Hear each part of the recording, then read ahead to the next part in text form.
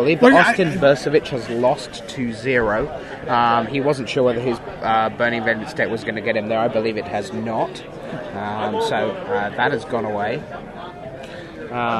And it sounds like we're going to get to see. We're going to see game 3 of David Ochoa against Eric Downing. Ooh. Eric Downing was very disappointed with his deck. Yeah. Blue-red, not happy. Is this the one with all the mill stuff? He was, Eric, take a look at Eric's deck right there. Eric was someone he's been drafting since, according to Thomas Pennell, who owns the store that Eric plays at. He said, since the beginning of the Innistrad format, Eric has simply been drafting 5-color. He's just been drafting 5-color. He's been taking Traveler's Amulets and just cramming his Geist-Honored Monk into his black-red deck. And just you're hurting my feelings right now. You know that. What's that? 5-color, just monstrosity. I mean, I like my decks to be tight. I know this guy is your antithesis. He's very ambitious. He has very ambitious. But he was pretty compelling. We talked to him after he made it into the top 8, and chatted with him, and he was. I mean, it was something that Brian has been talking about throughout the weekend, the way that decks reflect the players who play them and their play styles, and in some way their personality styles. And Martin used to just ask who's winning the Grand Prix because he's surprised it isn't him.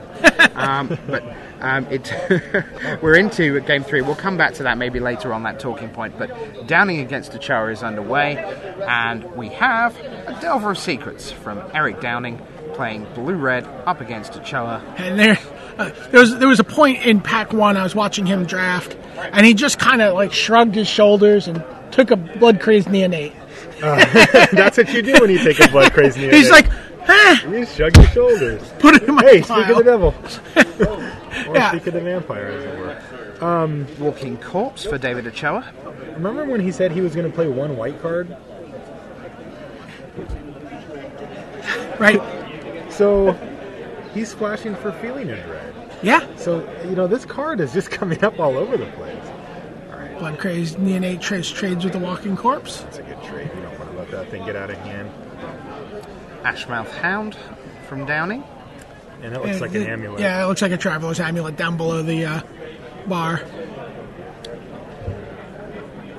Yeah, and he was just basically talking about being very, very patient. You draw your Geist-Honored Monk and you can't cast it for 7 turns, but that's okay because you win on the 9th turn. What is this? So that's... Oh, it's a Thraben Sentry. Sure. Number of... I guess you would have needed 2 black for that to be the Bloodline Keeper. Yeah, that's what You're I was pretty looking happy at. when he taps out and doesn't... Sentry into Militia is the plan. Well... Okay, he does reveal, and it's... Into the Maw of Hell. Yeah. Uh-oh. This is not looking great here for David. I mean, David has some really powerful cards in his deck, but Into the Maw of Hell could really... he's going to just take the trades all day. Yeah. And the Traveler's Amulet sitting there, ready to go go find more fuel for getting to 6. Yep. Thursday Cultist, it looks like. So David does have another double-face card in his hand. Could be the one we all fear when we play limited in this draw. Sure. It was really funny. I was walking in. It looks like it's not. No, it's not. It is It's still switched. Well, that's not bad. Yeah, walking into the hall, a bunch of guys were talking, 4 or 5 guys were talking, and they're like, oh, and then how'd you lose? And he's like, yeah, then I lost. He played that card. It's a vampire. He makes other vampires, and then in unison, every other person, and there was Bloodline Keeper. Yeah. That's pretty funny. That one card, huh? Yeah. Collingwood's had 2 of those in sealed yesterday. He did. Made it into day 2. Barely. Yeah, it was at 7-2, wasn't it? Yeah. But as he pointed out, he was talking about it on Twitter, it's like you can have the best deck in the world. Sometimes there's some variance involved, and there's some people sometimes have answers, and other people have the best deck in the world. He felt like he said if it wasn't the best deck in the room, it was no worse than the 3rd best deck. I guess he's saying the 2 decks that beat him were number 1 and number 2 out of 1,040 or whatever it was. Yeah. He looked through them all last night before twittering that, I'm sure. Fact checking. Yep. So Insectile Aberration stays home. Yeah, which is kind of a good thing here. Plains. So the planes came down. Did he fetch that? Yeah, he fetched it with the Traveler's Edge. That is a Markov Patrician. A life gain, maybe. Maybe. Yeah, I mean, it might just trade for a cultist if Eric just says, fair enough. He might just want to kill the bat, though, so he can start getting in again with the aberration. Yeah. It's always tempting to wait till you have a cheaper card to sack. Is that a happy Raphael That Levy? was a happy. That was a happy, very metal Raphael Levy, just rocking out after his win. Feels pretty good about that one. That was a fun game to watch. He really, really wants a trophy. Okay, and Into the Maw of Hell takes out a swamp and a checklist card. Pretty devastating blow there.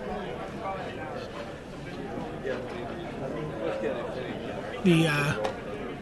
That's his bag.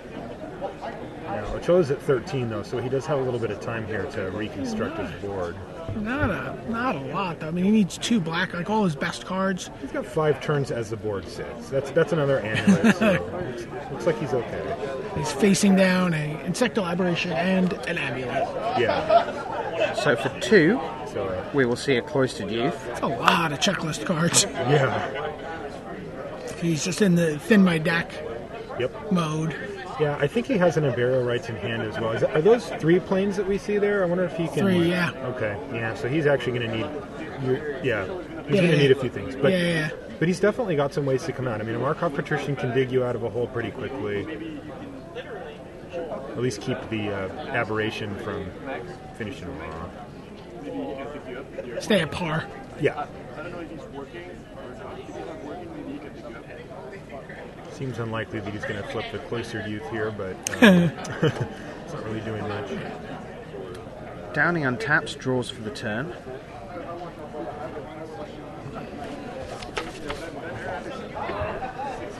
Sends his 3-2 once again.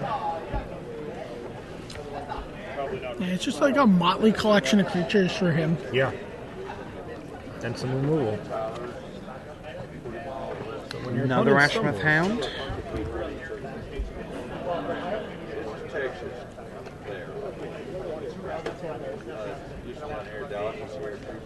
Draws again. No land. Ochoa passes. But he can't even trade here with the Cloistered Youth because of the Ashmouth Hound ability. Gotta say, Eric Downing, about time to learn some Spanish. That's a silent departure. Barcelona in May could be coming his way.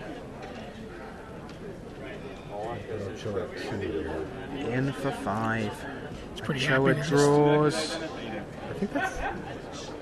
Was that a Midnight Haunting? I couldn't see it. That would actually keep him alive a turn. He does have one in his deck. I think that's what that was. And there's the handshake. And Eric Downing defeats David Ochoa by 2 games to 1. Well, he still lives. He still lives, yeah. So he makes it to the semi-finals, and he will be seen in Barcelona for the Pro Tour in May.